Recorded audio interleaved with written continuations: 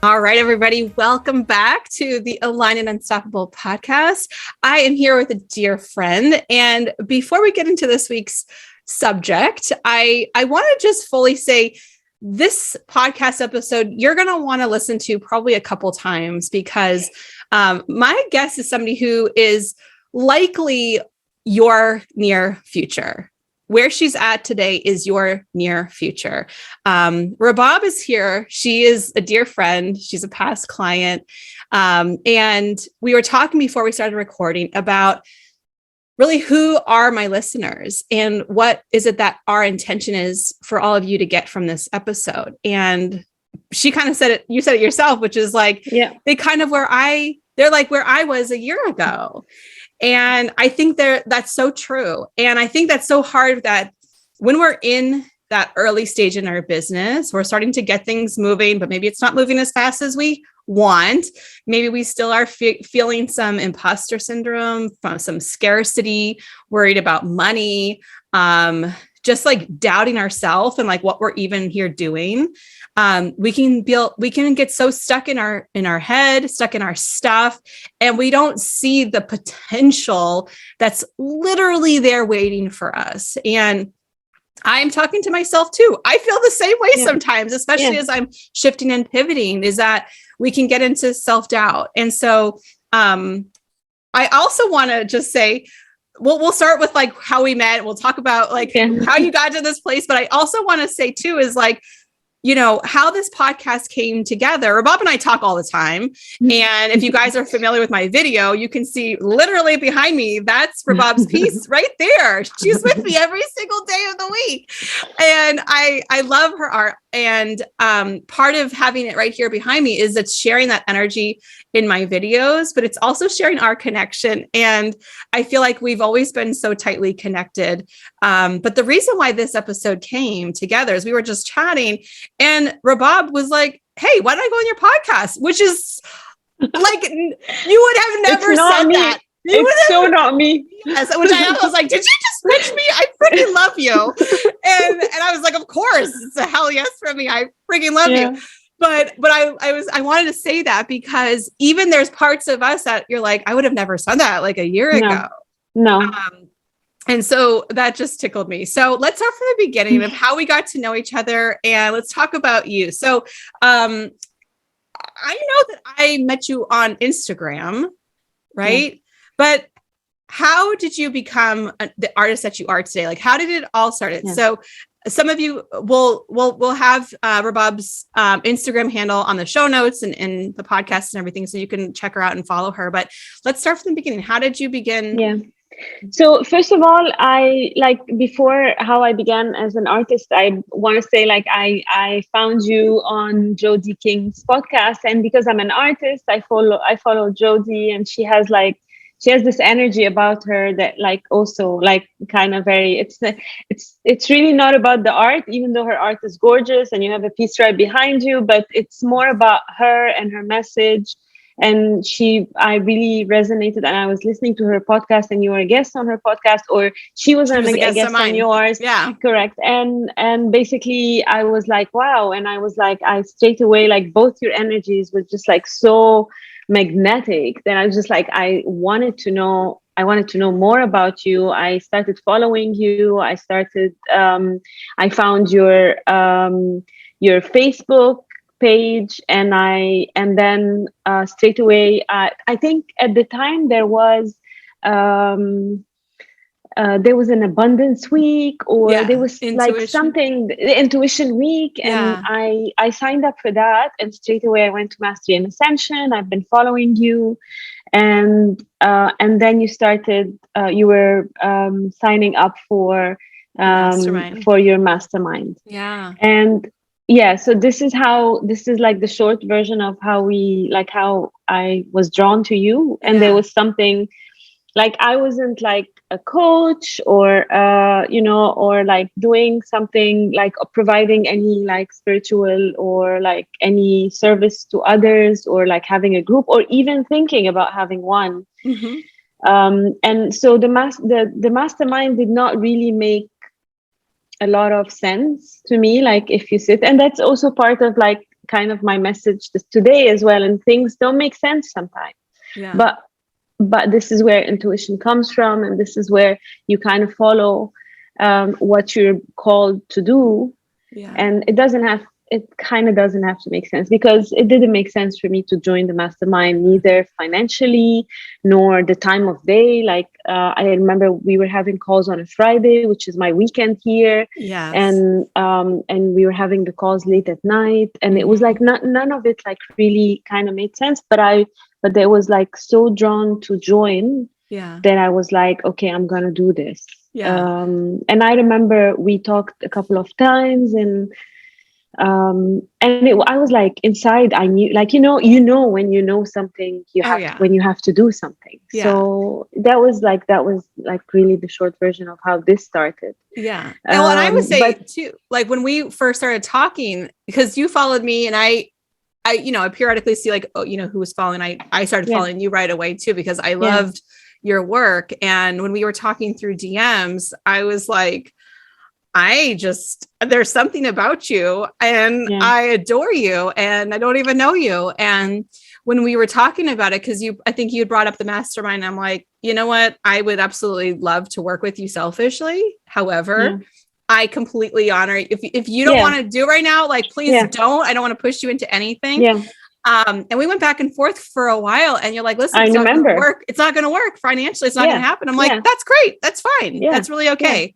And then there was never any pressure. It was like more my own pressure. Again, part of the message today is like, it's always our own pressure that we put on each other, like on ourselves. Like, you just have to come up with reasons why you shouldn't be doing something. It's like, but then you're called to do it.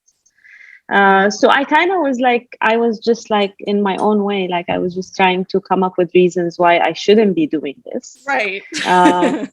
Because there were reasons, like there was like, okay, I'm not doing membership. I'm not doing a course. I'm not doing an online thing. And I think, this is all throughout the whole mastermind. I was struggling with that thought that, what am I doing here? Like everybody's doing their thing, and it's all like seems so right.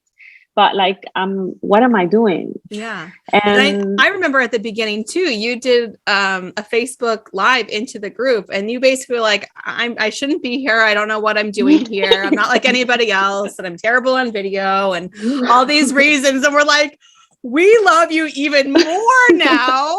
And it was like, you're basically like, I couldn't even figure out how to delete the video. I wanted to delete it. And I think that's like, it's perfect, because we all do that to ourselves. And you mentioned it, like, it's our own pressure. And internally, you are struggling with all the different things. Externally, we're like, oh my God, we're all leaning in. And we're like, oh my gosh, Rabab is so special. And I'm like, I freaking knew it. I told you so. And I think also what's interesting is when you did say yes, before you even put like money down. I got a job. I got a brilliant job that was like, that was something that I wasn't like even expecting, because like a couple of other artists were pitching for the same thing, and it landed on like, I ended up with the job, and it was like starting as like January we started, and January I was doing those 3 murals. And those 3 murals that I got like opened up the way for me for a lot of other things, including like my recent like huge, that I'm going to talk about. Okay, so let's talk about because I think you're even downplaying these 3 murals. So these are 3 murals in a prominent area in downtown Dubai. Yeah, it's basically a touristic area. Everybody goes there. It's a really nice area by the creek, and it's downtown Dubai. It's the old area of Dubai. I live in Dubai, for those who don't know. And it's like it's a gorgeous area, and it's because it's like kind of, it has the theme of like being old, so it's like really beige and like brown. It's like very like what you would imagine the desert to be, kind of like the color. So I came in and like literally put neon blue and neon pink and yellow and orange, and it was so scary to do that, because also the walls were like, but but it was just like, it was fabulous. It was I had to paint those live, so it was during like a month of a festival, and And I had a lot of people come talk to me about art and about spray painting, a lot of kids looking and like, fascinated with what I was doing. Like the whole experience was very rewarding, other than the money, like being in that spot, like taking it all in, that look where I am. Oh yeah. And also it was like I had just started painting with spray paint, like literally 3 years ago I started, and it was like my community artists who pushed me, like kind of pushed me to do it. Like I used to go and watch them paint, and it was like very like it was like kind of scary to hold the spray can, like especially with all of them being like how amazing they all are. Yeah. I was like I would always go and watch and not do anything, and then they said like, listen, you just better pick up the can and just like play. And when I did it, it was so liberating, and it's so, it felt such a sense of freedom that I was like, wow, I love this. I want to do this every day. And it's kind of like spray paint is very addictive, and you would just like literally want to do it all the time on every single wall like you look at. So amazing. I was like, really, that was like, and the other artists that were pitching for that same job like had much more experience than I am and everything. So again, like I was also putting myself down, thinking I'm just like, I'm not going to get this. Like I've never done murals before. Yeah. But it ended up being gorgeous, and like people would like it's still there now, and it wasn't supposed to stay there. It was supposed to be for the time of the festival, and they were going to take them off, but they're still there a year onwards. People go take pictures next to them and admire them. So that's just an amazing thing. Incredible. And that was just at the beginning of our master. Like we hadn't even started the masterminds yet. Right. But I think that also goes to say is when you have that internal shift in yourself and you start to believe in yourself, what's possible, externally things start to shift and say they affirm your move, they affirm your choice. Everything changes. Yes. And that's what I think this is what I took away from the mastermind. Like, even though, it's nothing like, I remember like looking for something, because a lot of people also, maybe people who are listening who want to join a mastermind or something, don't look for something concrete. Like it's not a course. Like it's not really, it's not really like you're not going to give out handouts of what you're going to do. Yes. Because a lot of people look for that. Like a lot of people want like some kind of like, a frame of work is like, after 6 months, this is what I'm going to get, or this is what I'm going to be able to do. But I honestly think it's the openness to everything. It's the openness to not only what you do, but also your other coaches, the openness to everyone who's in the mastermind, really learning from everyone's experience is the mastermind. Like, I think a lot of people have like maybe the wrong view of what you should get out of it. And I had the wrong, like, I'm not going to say, I was like, no, I knew. I didn't know. No, you wouldn't. I didn't know. And maybe until even after I finished the mastermind, for sure, I still didn't know. I still didn't know what happened. Yeah. It takes a while to kind of like sink in. I totally agree. What just happened? Like, what just happened? Yeah. And I think people get lost in the tangible, like how much money did I make before and after, and that, which is way beyond that. It's really so way beyond that. I couldn't agree more. And that's exactly it. And I see the people, I mean, I've done enough masterminds to see people coming through, what they're like before, during, and after. And I will say this is the people who are so obsessed with how much money is it going to make me and how much success am I going to get from it. And that's all they think about. And how many followers and what is the, and how many programs I'm going to sell and how many. It doesn't work this way. It doesn't work for those people because they're only focused on the X amount of dollars. That's the only proof of growth that I have is the dollars that I make. And exactly to your point at the beginning, when you said it's like they're looking for something else, something tangible, something outside of them to fix them. but that's actually not what happens. The people who are looking internally, and you said it yourself, the openness. And I think that is the one thing that I see for the people who get the most out of any time, not just with me, but any kind of program, anything, is that they're not looking outside of themselves for the fix. They're looking internally to see who they become. And that growth, it happens when you're open. Yeah. You could read a book and not come up with anything, but you could read a book and like one sentence like resonates with you so much. You take one thing out of it. Yeah. And it's just like, it opens up like, and even reading a book like a year ago, if I read the same thing now, it's just completely different. Totally different. And that's one of the things, by the way, in the mastermind, the amount of books that we were like, and there are some amazing books. Like if I had nothing out of this mastermind, which is like so not true, but it's like the books I from you and from the other coaches and from everyone, the books I was like introduced to were like mind blowing. Yeah. I think that's life changing as well. Yeah. And that's what we aim to do, is bring this openness and this kind of holistic approach, because it's not one way is going to work for everyone. But what I will say is that when you have the openness and you're willing to open up yourself, you're willing to show up for yourself. I mean, this is the thing. I've had plenty of people who show up, they open up, they let people in, they work with each other, they are kind of coachable and allowing for their peers and their coaches to kind of share with them. Those are the people who show up and all of a sudden they get these like quote random explosive results. And the people who show up, and there's only been a handful, really, to be honest, out of all the years of coaching, there's only been a handful of people who expect for me or somebody else to fix them, and they don't show up for the calls, they don't swap sessions with each other, they're kind of like crossed arms, or they're not even on camera.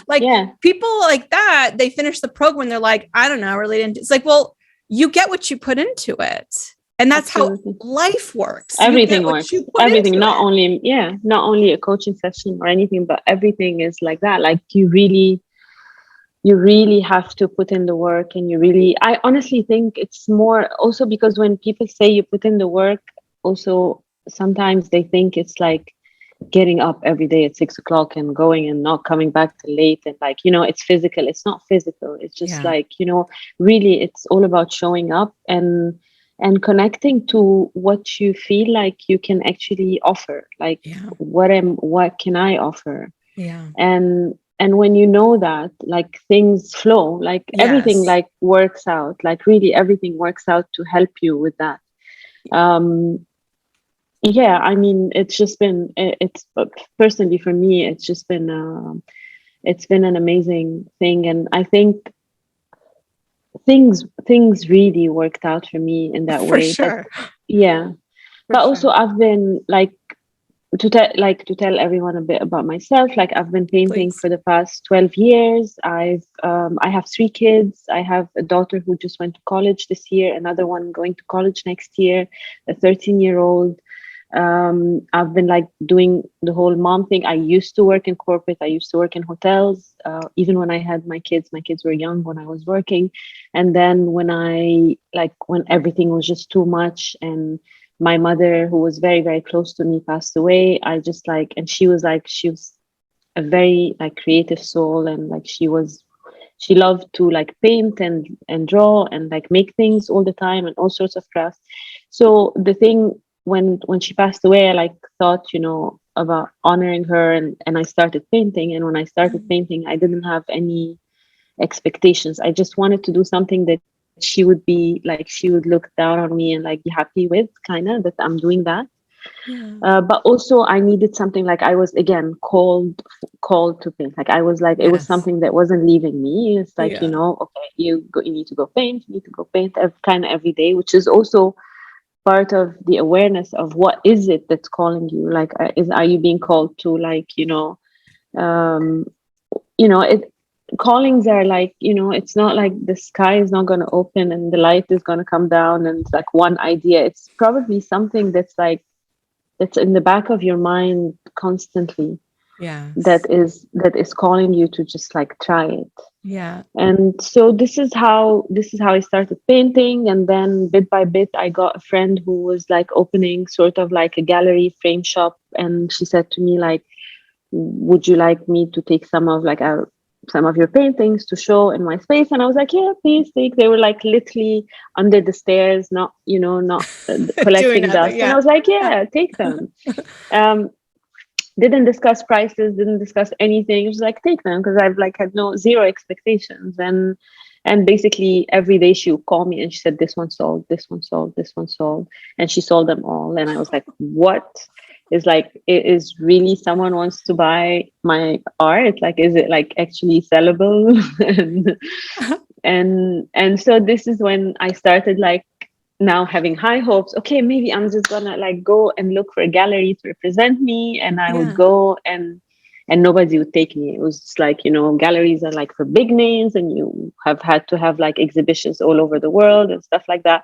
But that didn't stop me. Like I literally went, and again, exhibiting was something that I really felt that was like my next step. Like, okay, now people like my pieces, I want to exhibit, I want to have, until I found a group of ladies, always ladies, who had this like beautiful, beautiful space, big space, like almost like a warehouse space. And they used to rent their walls to artists. Wow. So I just literally pay, like, I don't care if it's a gallery, I don't care if it's like, it's like they had a mailing list, they had people to invite, and they had huge, beautiful white walls. I literally worked and worked and worked for like 6 months, and I had like almost maybe 30 paintings or something like that. I exhibited them. Wow. And I think there were 3 left. Wow. So like after that. Wow. And yeah, and it was just like, after this, I was just like painting and doing my thing and like selling sometimes not. Like it was just like an ebb and flow kind of thing, like, like how it is. But then like, sometimes you get stuck, and I think I got stuck for a bit. Also, I just turned 50, so I was also like, that whole story in my head is like, okay, well, I'm like it's over, like I'm never going to be in a gallery, or I'm not gonna exhibit in like a prominent whatever, right? And like that makes no logical sense. Like you tell yourself nothing. This, it's my and you're story. Like, yeah, so nobody over the age of 50 ever painted? Like, no, I know. I mean, yeah, I mean, it's part of the story that you tell yourself, that is like, that makes sense only to you.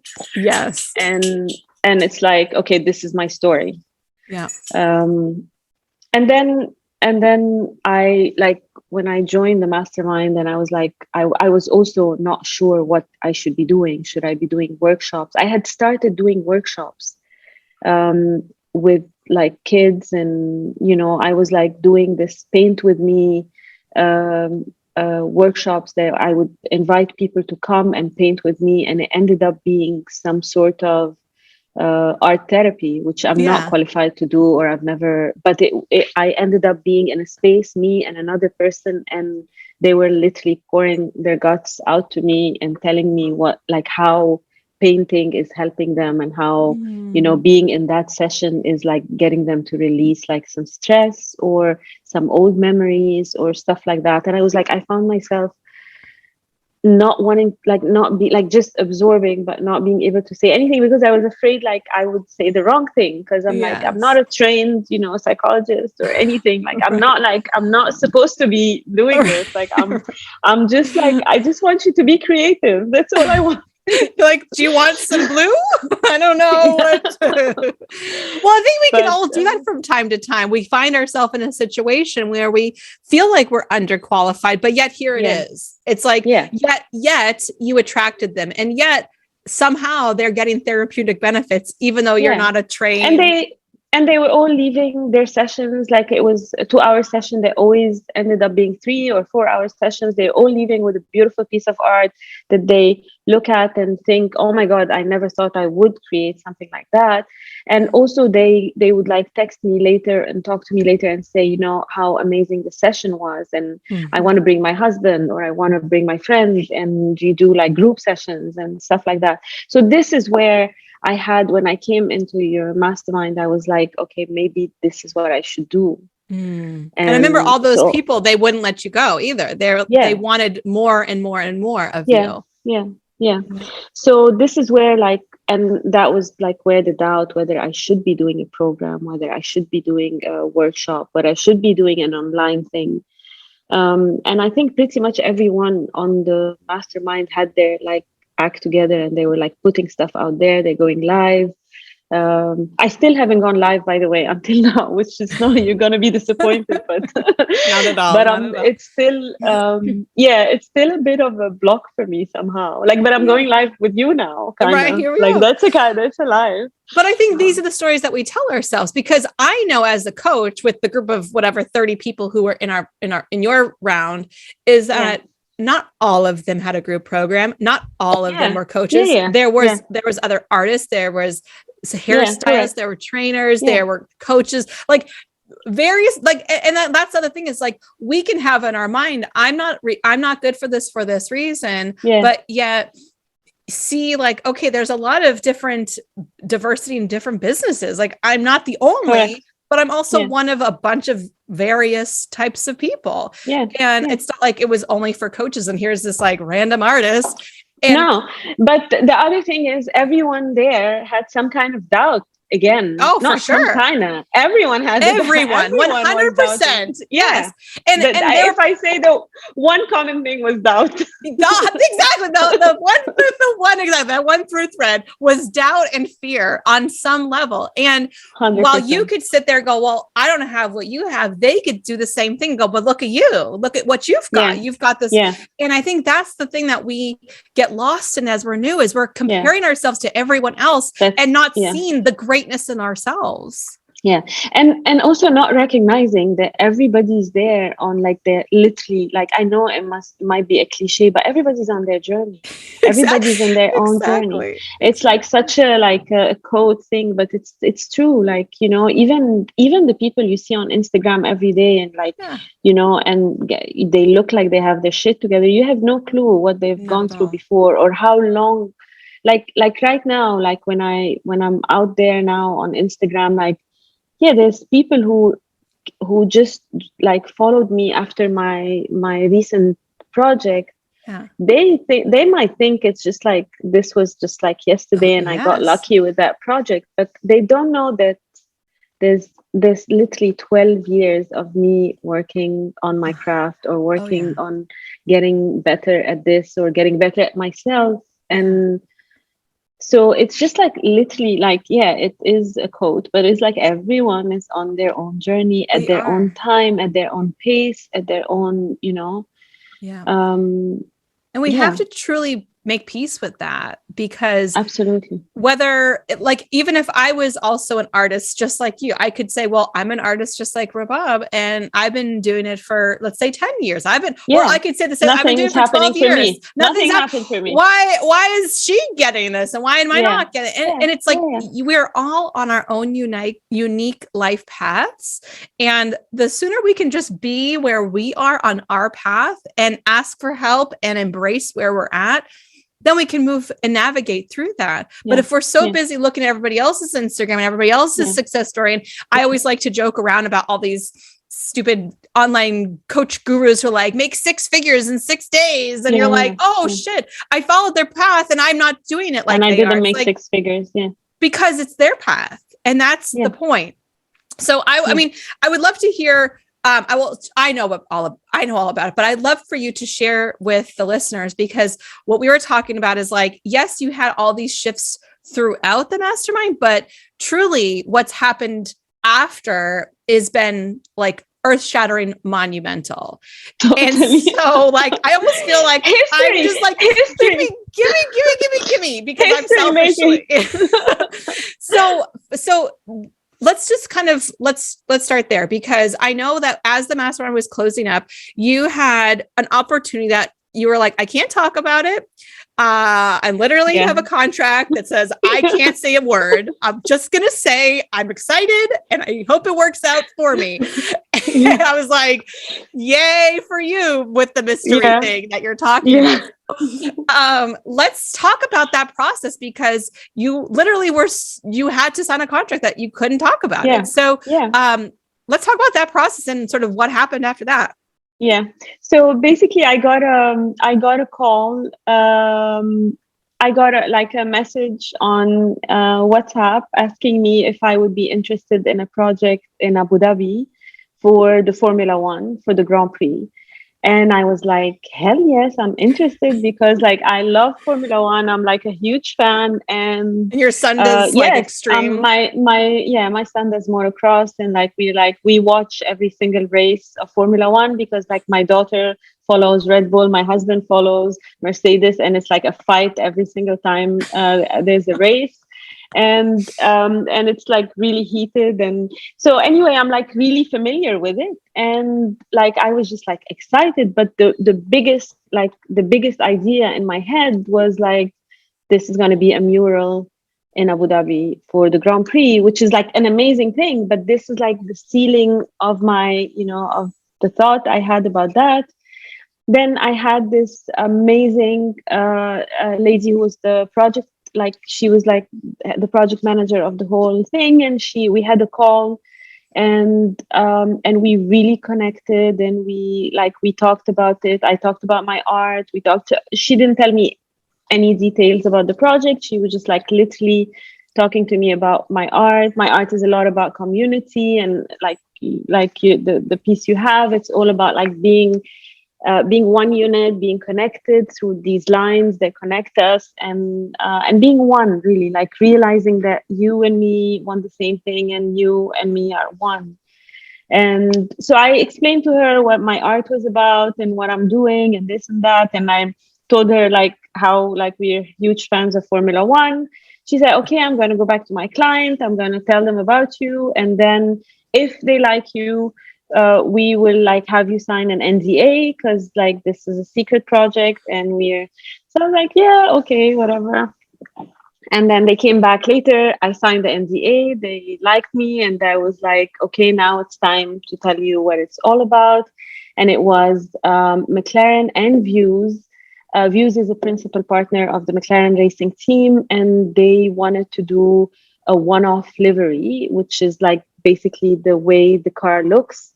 And they wanted to do that based on an artwork, which has never, ever, ever been done before. Like it has, like I'm the first person who did that. Chills. I know, like I'm like still in disbelief even after it's done and it's over. And I was like, are you like, is this a prank? Is this like, are you guys like, are you sure? First of all, I was just like blown away by the idea, because it was a brilliant idea. It was under an initiative called, it also had so much purpose behind it. It was an initiative called Driven by Change. So basically it's giving creatives, underrepresented creatives, the opportunity to like put their artwork on a global stage. Exactly. Wow. Like it's just like, it's not any art. It's not just artwork. It's not just race. It's like, it's way bigger than that. It's just someone who would not get this opportunity, and like give them this opportunity. And basically, I was like, okay. And like, even like in the slides they were like showing me, there was like, and now McLaren and Views are going to have the first Arab female to design a livery,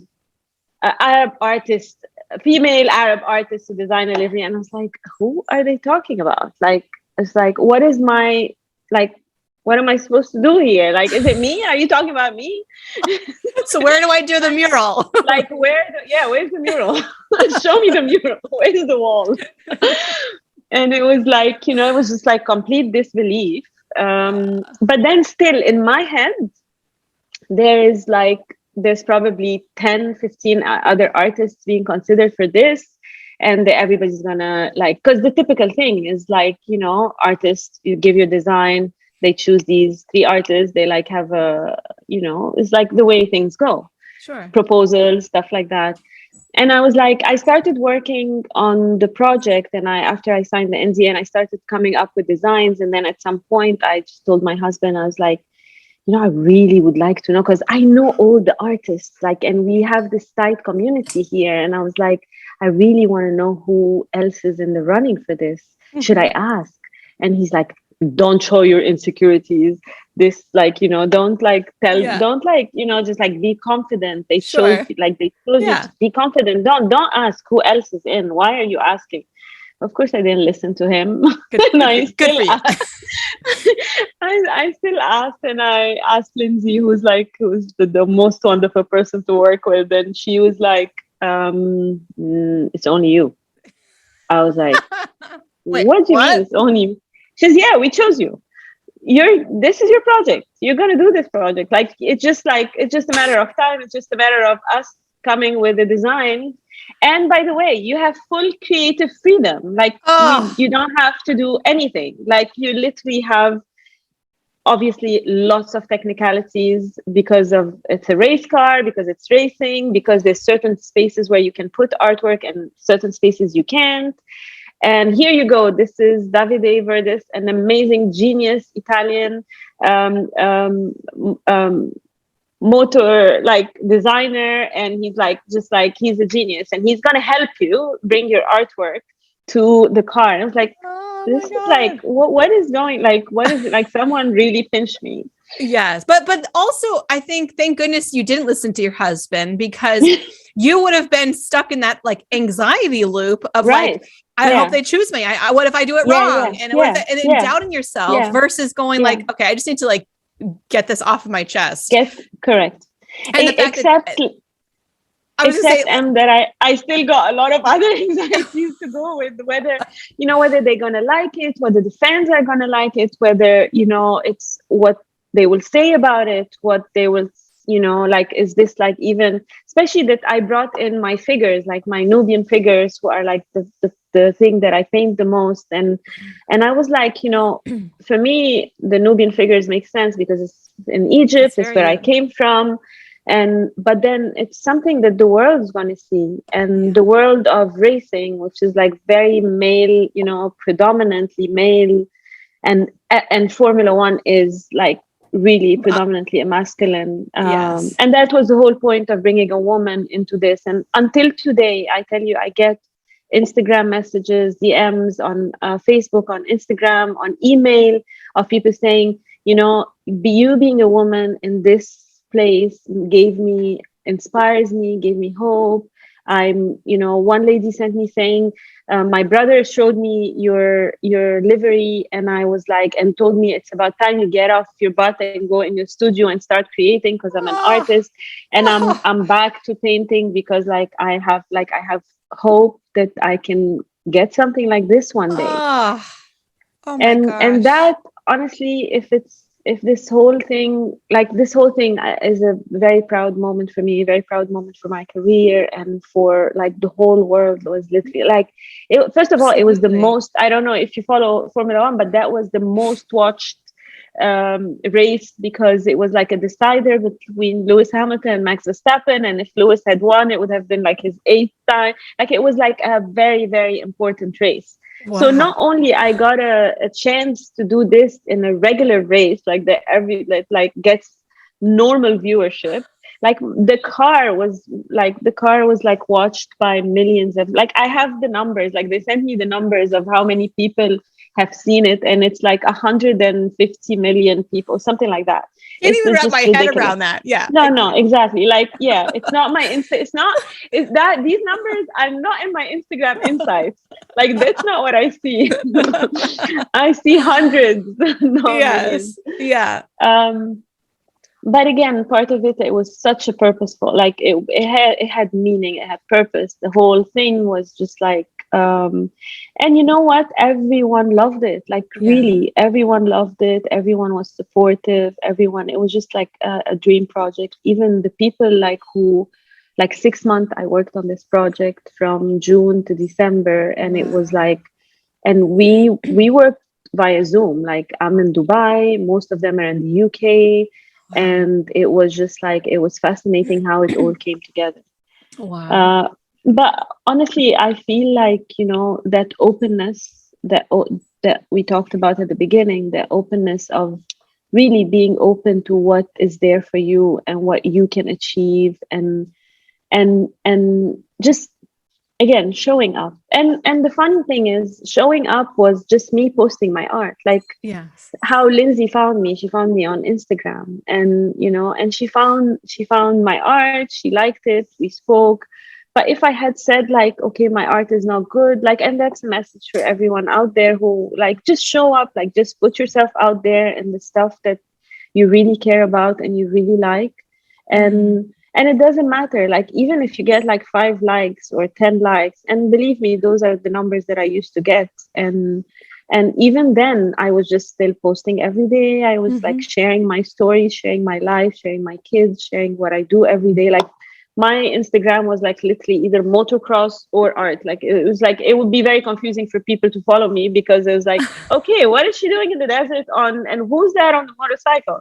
But it's like, it's just like, but this is me. Like, this is what I do. This is my life. And it doesn't have to be like, the other day I posted a piece of artwork that I thought was like hideous, and I didn't like it. And like, I was experimenting with putting text in the background of, and I got a message saying, the text you put in there really inspired me, and this is such a nice thing. And I was like, okay, I posted it because it was a failure. And I was like, in my head, I wanted to post my failures. Again, I read something that, people are just posting the good stuff, or the stuff they like to post, and the stuff that looks good. But like, behind those, like, I have a pile of failed canvases. I have a pile of failed sketches. I have thrown away so much stuff that is like, this, like, you can look at.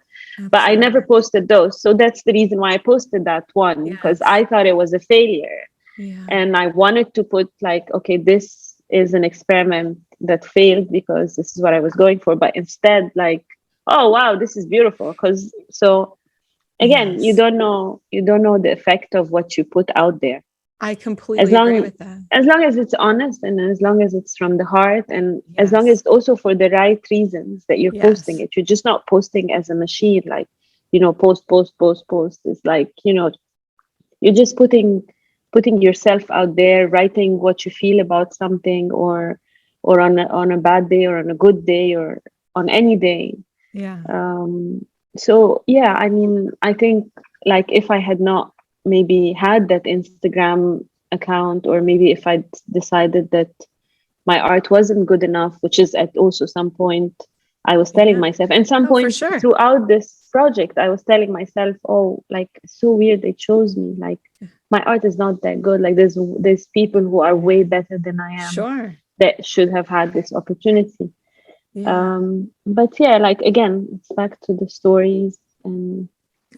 But I think that we all do that. I think that's why your story is so relatable. We all do that. We all get into our own head. We all doubt ourselves. And while I might not have canvases and proof in a physical sense of all the things, I actually, a couple of weeks ago, I did a lot of decluttering, and I had stacks of old journals of past ideas, these grandiose plans. And, years and years ago, I just was solely focused on having a wellness studio where I could bring different modalities together under one roof, and people could use their insurance and be able to travel through different modalities to get whatever served them. And I mean, I planned this for years unsuccessfully in every sense of the world. I mean, I didn't even look at real estate. I didn't even talk to it was like, it was dead before it even started. And that's where I would have stayed had I not opened up. Open up intuitively to just go, where am I feeling led? What am I feeling drawn to?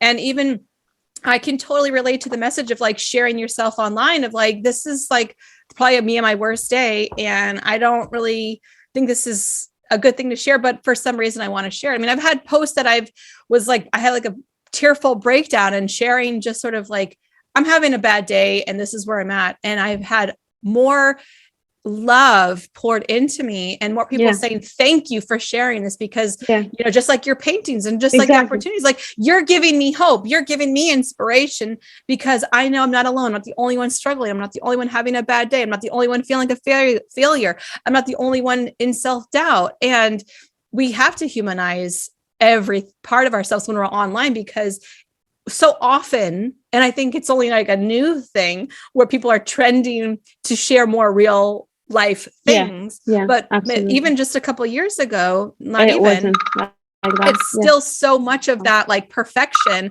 and like edited photos and like these perfect color palettes and like just so much of that and pointless. And I actually, even just recently, I saw some people who I follow and I'm like, why are they posting like they are feel good videos. I will give them that. But like, it's like, why are you posting just to post these feel good videos? It has nothing to do with you, has nothing to do with your teachings. It has like, and the other thing, Em, is that people really like, that's also, I think a big lesson is that people really pick on authentic messages and they pick on fake ones. Everyone has that like intuition into like you yourself, like I'm sure you go through your feed and like, okay, it was like, what, like this is not like you, like even without knowing who posted this, like if you're just going through your feed, like try that. Like I tried that one time and I was like, okay, this is not real, this is real, this is not real.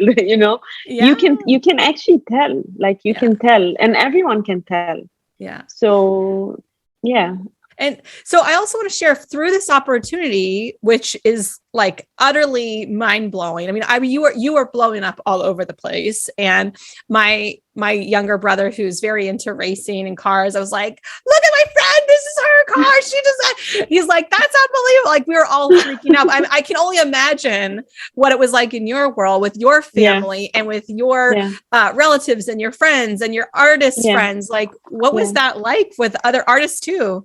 Yeah, I mean, first of all, it was like really, it was a moment. Like it was really a moment. Like everyone was so proud of me. Everyone was so supportive.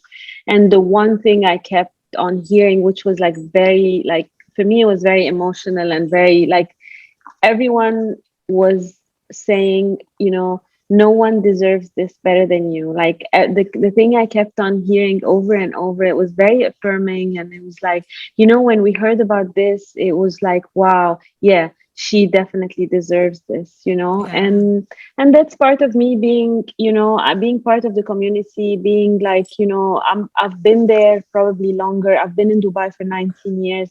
I've had like experiences with like printing stuff and like where to buy this and where to get a canvas and what's the best place to, and I always share this information freely without like really, it's like people would call me and I would be with them for an hour on the phone telling them from my own experience what to do next or what they've done wrong or where to go to get this best done. Or so I have that place in my community where they kind of like look up or like feel like this is the go-to person to ask if you need something.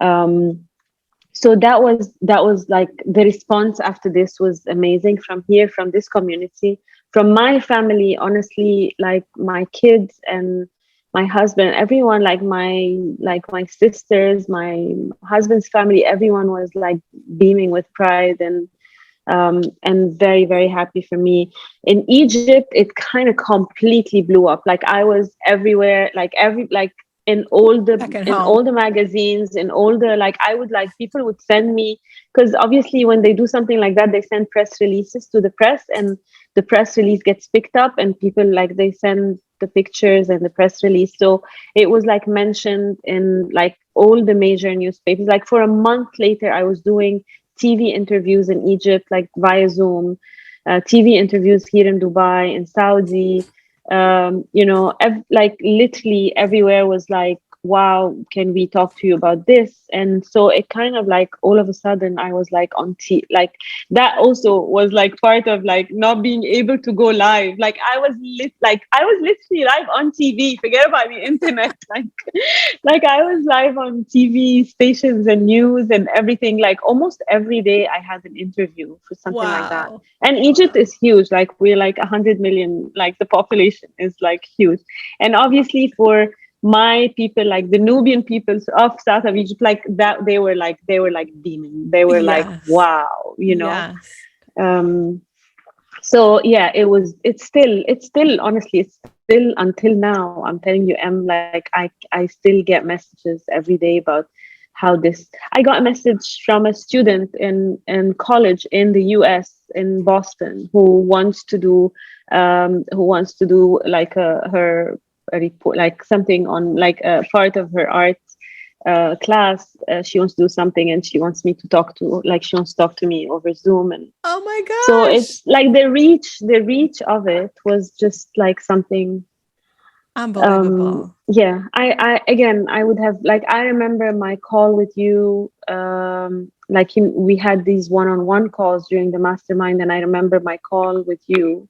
And the biggest thing I remember were, I don't know if you remember, the balloons. Like you had that vision of all these balloons, and that was like, that literally was it.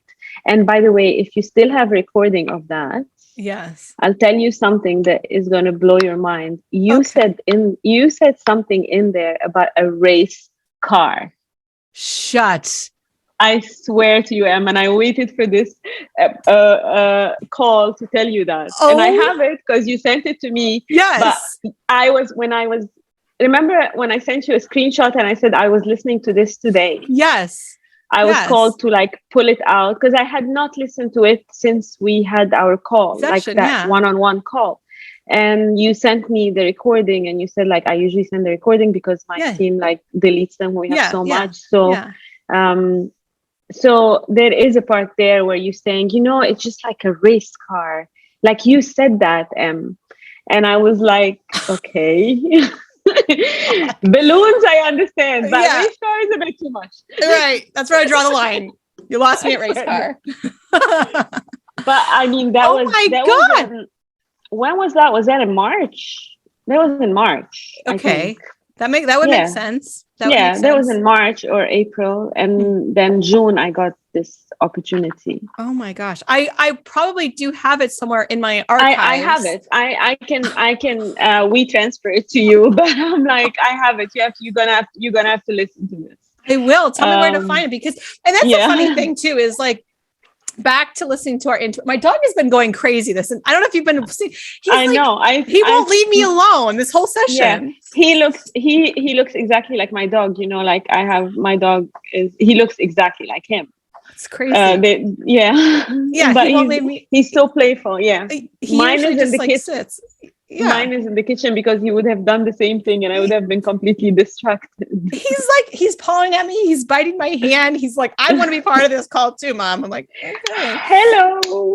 So, well, I was going to say is, you know, in sessions with clients, and I've actually started to do one-on-ones again. I stopped doing them for a while, and I was only doing them for, you know, clients who were in my program. And then anyway. So what's interesting is that this happens to me all the time, where something that came up in the session, which may have been like inconsequential, completely insignificant. Right? And doesn't make sense. Also. Doesn't make sense. And I'm like, I don't know, I was just saying these words. And later, like a year later, and which is like pretty typical, a year later or so, they come back and they go, remember that thing that you said to me? And typically I say, no, I don't remember that thing I said to you. Sorry. You know, I do enough of these that I don't like, it just doesn't like, it doesn't imprint the way it does when it's your session. And they say the same thing as you, is like this thing that you said, and then now this thing happened and now it all makes sense. It's like, but for me, like our conversation was like all about me, like figuring out what I want to do next and figuring out, you know, the, you know, major life decisions and what's happening and healing and all that good stuff. And it was like, it didn't even like, we were not talking about projects. We're not talking about, you know, we were just talking about life and how like, and and you said like something like, just like a race car. And I was like, what the hell did M just say? Because I was like watching, because it's not one of the things that register. Like we are focusing there's on, a lot of there's a lot of things that register. The balloons for sure. I remember the balloons. The balloons are about like joy and bringing that buoyancy and color and bringing that personality. Which is all about this. It's like it literally was like a bunch of balloons. It literally was just like a bunch of balloons come into my life, kind of. Yes. That joy, that happiness, like the like the success of it and everything. It was just like all about celebration, right? Yes. And but I'll pull it out and send it to you. So I would love that. That was a good thing. I would love that. Well, and I also want to say too, is that, in life, in business, we can look back at seeing all the different doors opening for us. We can look back and see like this led to this. But when we're in that position, as we're starting, we don't see the next door, the 10th doors down the line. No. We're only focused in here and now. And so it's really great to have this perspective. And even wherever you're at in this exact moment, take this time to look back and go, what got me to here? Because which we didn't talk about, which is like what got you to your life as an artist was not a path that looked like the path to become an artist. No. I mean, a lot of people now from like what I call my past life, because like my corporate life was like literally almost like my past life. Like it's like everyone was like the people who like saw the articles and stuff and was like got in touch with me that I knew from a long time ago. It's like, I didn't even know you drew. Like, were you doing this when you were doing that? I was like, no, I wasn't. It was just like almost like but in what you were saying, there's always there's like, again, like maybe again it's a quote or a cliche, but there's always one step in front of you. Take that step and then another one will appear and another one will appear, and then you will look back and say, if I had not that step prepared me, even if it was a failure, in my view, it wasn't really like nothing is really a failure. Because everything is preparing you. Everything is a step to prepare you for something that's coming next that you don't know that you need. Yes. And it's just like, if you look at it like that, if you look at like whatever you're going through right now, that this is in a way is preparing you for a step that's ahead. Yes. Even if it's very hard, even if it's like, even if it's like really you don't see the end to it. It's just another step. It's literally just another step, and all the steps go up. Like nothing will take you down. Nothing will take you down. You just have to have that really belief in your own journey again, and belief that things will turn out will really turn out to your favor, and everything is working in your favor. Everything is working in your favor. Absolutely. And that's I call faith. I mean, that's faith. That is faith. That is faith. Because nothing else is. That's it. Is that people can get confused. Am I on the right path? Am I doing the right thing? Well, that's only if you believe that there's a right and a wrong. A wrong. Yeah. If you only believe that you're on the right path and it's all going to work out, it doesn't even, it's like insignificant to have to know the whole picture on why this is happening. Yeah. All you have to know is like, it's happening. And I'm here, and this is my experience. And I'm doing it, and this is what I'm doing now. This is it. And like, understand in the back of your mind, this is happening for some reason. I may not know why, and that doesn't matter. I don't need to know why now. Yeah. But one day it will become abundantly clear, and I'll know why. But today it's part of it's part of a bigger plan, and that plan is unfolding. Like it is unfolding every single day. Like every single day, it's unfolding. Yeah. And since the Formula One race car, you've also been approached by somebody who bought all of your art and then commissioned some pieces. So let's talk about that for a second, because this is like the next door has opened and like you're not that next place. Yeah. I mean, it's like there are a lot of like, even before the Formula One, like, I've had this collector who was like really interested in my art, and like he came to my studio and liked some of the stuff, and and said, okay, you just like this, I would love this, I would love that. And so like that happened. That also happened out of nowhere. But the other thing also I'm doing next week is I'm doing a mural on a huge building on an island in Abu Dhabi. Oh my That is gosh. like 26 meters. I know you don't do meters, but it's like fine. it's like a 6-story building. Oh my God. It's a 26 meter by 9 meters mural. Oh And my I'm God. like, I'm gonna be hanging, even though I'm afraid of heights, but I'm gonna be hanging out of like a thingy, you know, the ones that they wash the windows with. So I'm gonna be, yeah. So I'm going on Monday to hang and paint. Oh my God. Oh my God. and talk about putting yourself out there, even with like literally. like I'm just like, I'm not gonna look down. I'm not gonna look down. But I'm gonna be there because like I have to do this because like everyone will see it, like even from it's on the highway, and so it's just like everybody's going back. Yeah, so I'm like, yeah, things are happening in big ways, and literally and I'm like, big ways, big way, huge way, yeah, literally, yeah, huge ways, like. Huge. That's unbelievable. And I think that's really interesting too, that you're literally also facing your fears of heights and unbelievable. I mean, and this is the thing is like, I know for me, when I've had a huge shift, a huge breakthrough, there can sometimes be that shadow side after that's happened. Did that happen for you at all after like the exposure? Or I mean, it's still happening right now, but yeah, it is still happening. I mean, honestly, like also like right after there was like such a low that was like, first of all, because we were kind of working on, like we were working every day. Everyone is like almost like we were talking and being on Zoom calls and stuff every single day. So it was like there was such a high, and the race was like the biggest high, and then everything like because also it was Christmas, New Year's after, so everybody was like away, and there was like a huge COVID, like, you know, the Omicron thing, and literally everybody got COVID. So it was like I found myself like back again, and it's like everything is so quiet, and it's like, okay, what do I do now? Like, what am I going to do with my day now? That, you know, because I also wasn't taking any work at the time, because I just wanted to focus on that, and there was really no time to do anything else. So yeah, it was just like a big a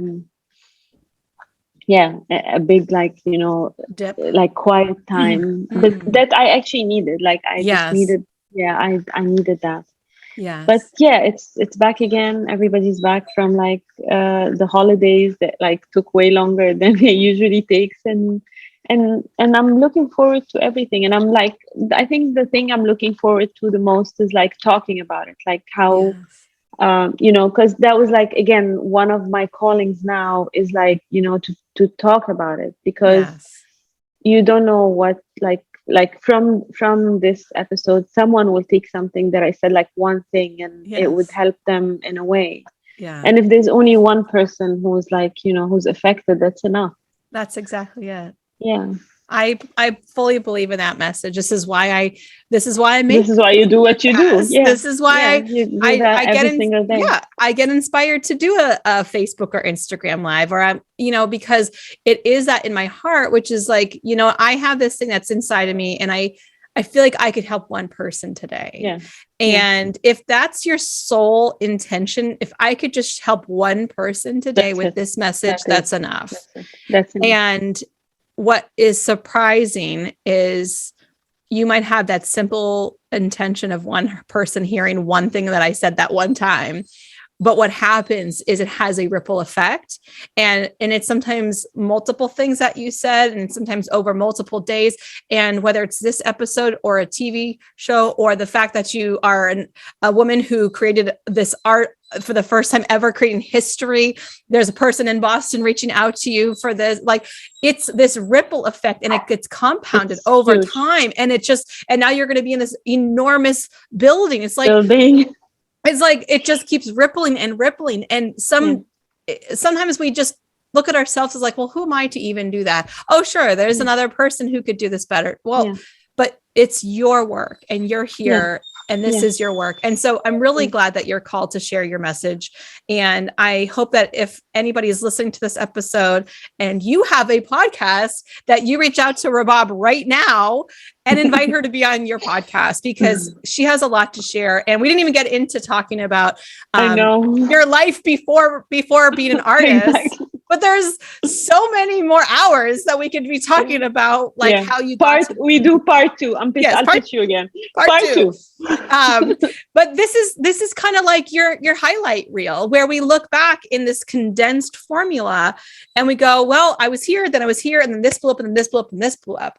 And so I think you said at the beginning of, like, you realized that you, like, all these things were happening. You had this fear inside of yourself, but you started to chip away at it and realize that these opportunities were opening up for that next thing. And you just kept taking that next step and just kept saying yes. And this has led you to where you are today. And I mean, I can't even imagine what it must feel like as one of your kids to be able to see your growth. And yes, you're over 50 years old. Hell yes. And to know what's possible for them. Like, they're starting out and they have this amazing mom who is leading this way and changing history and becoming, setting new records. Like, wow, to be one of your kids. That's super. That would be super cool. It was very like when I saw their, like, the way they looked at me when I was, like, when they were taking pictures of me, or like during race weekend, my elder daughter was having her finals. She's at NYU, and so she couldn't join us. But but Maya and Adam were here with me, and the look on their faces when I was doing stuff, it was just like, it says it all. And it's like there's no a proud moment as well. It's like, I'm showing them that it's possible for them too. Yes. And for your husband too, to say, like, absolutely, I'm an artist and I'm making a huge impact in the world, like globally. This is unbelievable. He was beyond proud.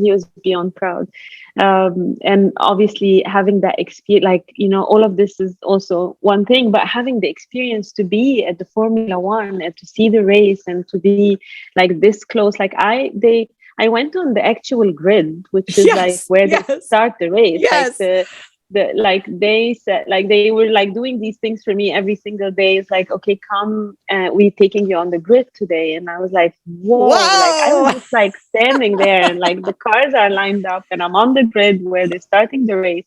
It's like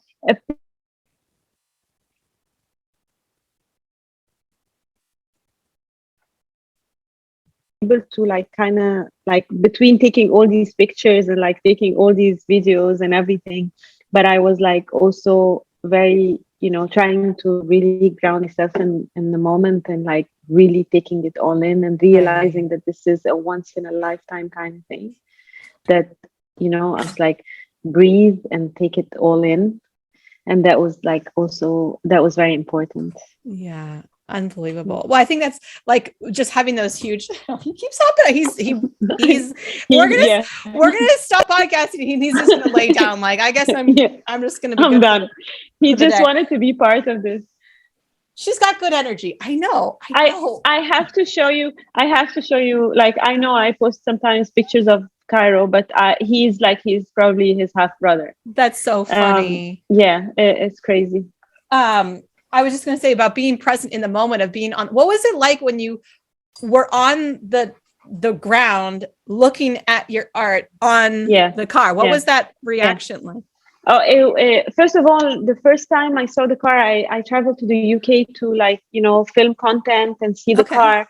Actually, the first time I saw the car, I was supposed to travel and I didn't get my visa on time, and they did a Zoom call to show me the car, and I was like, and it's one of the content they put out there, because I was literally in my pajamas, and they were like just showing me the car, and I started sobbing. I was crying when I saw it, because they have my name on the car, like, they have my signature on the car, and they had not told me that they were going to put it there. And then when I saw the car on the Zoom thing, they put the camera on the front, on the nose of the car, and there is my signature. So I was like, it was just, like, extremely, like, it was just, like, such an emotional moment. I just started sobbing, and they decided that they wanted to put that in with me in my pajamas, seeing that they wanted to put that in the content that was like shared for millions of people. And they told me that the first time the team, when they saw this, one of like the ladies said to me, by the way, there was not, you made, she said you made grown men cry, because everyone was like tearing up when they saw that part. Oh. She said like everyone in the room, there was not one dry eye. And that was like the part that was like, no, are you gonna put me in my pajamas, like with no like makeup on, and crying, ugly crying? And they was like, yeah, that was the best part of the content. That was the best. Yes. Yeah. And again, it's part of like authenticity and being out there and like not caring about what my hair looked like or my face looked like or what I was wearing. And I was just like sobbing. And that was the best part of the content. Best. Right. Because people, that's the other thing, is like, people don't care. You're genuinely having a real experience and real reaction. You can't like, hold on, let me fix my hair and make my makeup on. Let's refilm that. No, that was like in that moment. That's exactly. But then when I saw the actual car, like when I got my visa and went to and traveled, and when I saw them, I like in my head, they were waiting with cameras to also film that content. And I remember telling Linz, I was like, Linz, I don't know what they're expecting. I've seen the car already. So I don't think if they're expecting me to get emotional and like to film it, I don't think it's going to happen, because I've seen the car. Right. Like I'm like telling her this. I'm going to be I don't want to disappoint. Yeah. I don't want to disappoint anyone, but I probably will not cry if they're waiting to. And then I walk in and I'm just like, obviously it was the first time in my life I see an actual Formula One car. And like it's huge, like it's huge. I'll send you a picture. There's like 14 people lined up, and it's like not even the full size of the car. Wow. And it's like, and I walk in and I again see my name and again see the car, and I start like not ugly crying, like more than ugly crying. I was like, oh! And then I have to stop filming. That's so crazy. But yeah, that was fun. You're like, guys, look, I've seen it. Yeah, I'm gonna be totally cool. I don't care. Yeah. It's just a car. What? Yeah. Oh my god! I did this. Yeah, and then the other part of this is like, yeah, you saw the car, then see the car with the driver in it and see the car on the track. There was another high. Like I was getting goosebumps every time the car would there's two cars racing. Every time the car would pass, I would get goosebumps. And I was like looking at myself as like, okay, we've had like 10 goosebumps now. Can we just like, and then the car would come again and I was like, still get goosebumps. Happening like, again. Okay, that's it. Well, that's that kind of that's incredible. I mean, like, and then you go home and you're like, what do I do? I'm a different person. I'm a totally different, like that just happened. I'm not the same Rabab that I was 6 hours ago. You come home and you're going to bed and you're like, I'm entirely different human now. That changes you. Yeah. My sister was just telling me the other day where like my mother's house is, and she's like, I ran into our old neighbor and she said, we're so proud of Rabab. Like my son showed me her thing and I was like, oh, wow. It just like, it literally reached everyone. And she's like, she saw my sister and she's like, we're so proud of her. It's amazing. And, it was just like, because it's also like Egypt is very like, we're into soccer, we're into football and not like Formula One. Formula One is not what we watch. And, but like to think that it just like literally reached everyone. And a female artist making rounds, big moves. History. Well, the dog is coming over again. He's like, I'll take a 2-minute break. He does love you. I saw her first. She's mine. But I'm so excited for you, Rabab. It's one of those things where, you have a friend who they're doing great and you're so excited, you're so proud of them. But this is, I feel like even more joy for you because when we were able to work together, I got to be up close and personal with you and to hear your stories and to know your backstory and to know the fears and to know the internal battles that you had with yourself and to see you pushing through and working through your stuff. I know you use my meditations every day, but there's also every morning. Yeah, but it's I'm like reboot time. drop the kids to school, put reboot on, and I just have to say that I sometimes say it in the same tone of voice that you say, like, this is the reboot medic. This is Emily Aarons, and I was like, I say it sometimes when I'm listening. You probably know it better than I do. I love it. I do, yeah. But I think this is it. Is like, you've used some of my work, but like, this is all you. This is 100% all you, all your energy, and doing your own work and your own healing journey, and open yourself up to what else is possible. It's so wonderful. I am so happy for you. I'm honored to know you. I'm honored to call you a friend. And I hope everybody who's listening can reach out and share some love, invite you on their podcast, start following you. Yeah. And I got an email like right before our call. It's like they were asking me if I would do like a freebie, because I don't have anything to do like for a freebie, but I would love to give someone a print like similar to the one like I would like. So if you want to run that would be amazing. Like I would like mail it over like it's not going to be like, they're never the same, but it would be like, it would be a print, like if you want to give someone. Oh my gosh. Well, let's do a contest. We'll do like an Instagram giveaway for a podcast listener. That's awesome. That would be really, really cool. We'll work out the details for that by the time this podcast airs, probably in a few weeks. We'll have all that figured out so we can do it on an Instagram kind of contest giveaway sort of package. Maybe I'll give them something of mine too. That's very generous. So tell people where they can find you on Instagram or online. So I'm on Instagram as Rabab Tantawy with Tantawy at the end, and I think that they'll probably put it down in the notes. And I'm on my website is www.rababtantawy.com. And I'm on Facebook as Art by Rabab Tantawy. And I'm also on your Mastery and Ascension group. So if anyone wants to reach out, I'm there. Yes. Perfect. Thank you, Rabab. It's so wonderful to have you. This is awesome. Like, I know I already said it, but I was so delighted when you were like, hey, what if I'm on your podcast? I'm like, yes, Rabab, who are you? I love this. And I just want to say that, like, we can put ourselves into these positions where like, oh, I would never. And even you said, you're like, never done that. Honestly, when I reached out, I just wanted to catch up with you and tell you what was happening. Like, I genuinely wanted to tell you, because we didn't get the chance to talk about all this. And I was like, let's get on a Zoom and talk, and then that was like, that came out of nowhere. I was like, oh, the podcast. I'm gonna let our catch up be publicly broadcasted also. It's all good. That's what we can do. Thank you so much for being here and sharing your story and just all the work that you're doing in the world. I'm so honored to call you a friend, and thank you for being here.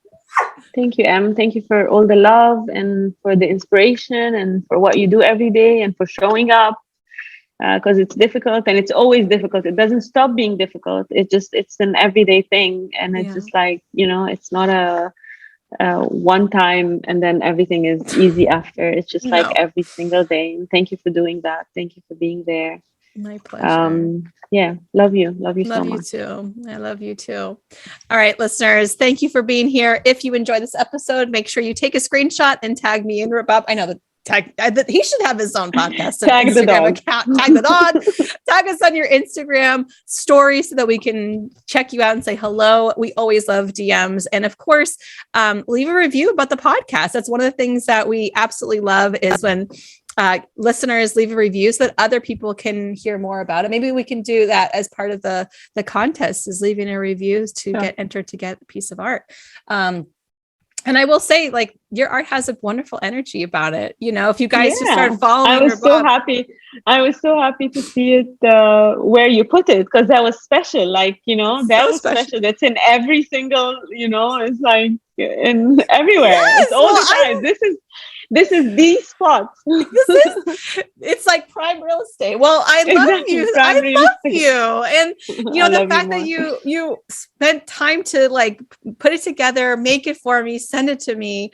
It was so meaningful to me. And I was like, I need to find the right frame. I want to find because also it's like not quite this size or not quite that. So I'm like, I don't want to cut it. I don't want to cut it off. I don't want to box it in. I want to let it just be. And so, I mean, I only have extremely meaningful work behind me because it's part of the energy that I put in. So of course you're with me every day. Thank you, Em. Thank you. Love you. Love you too. Thank you, listeners, for being here. Have a great rest of your week. Lots of love to you.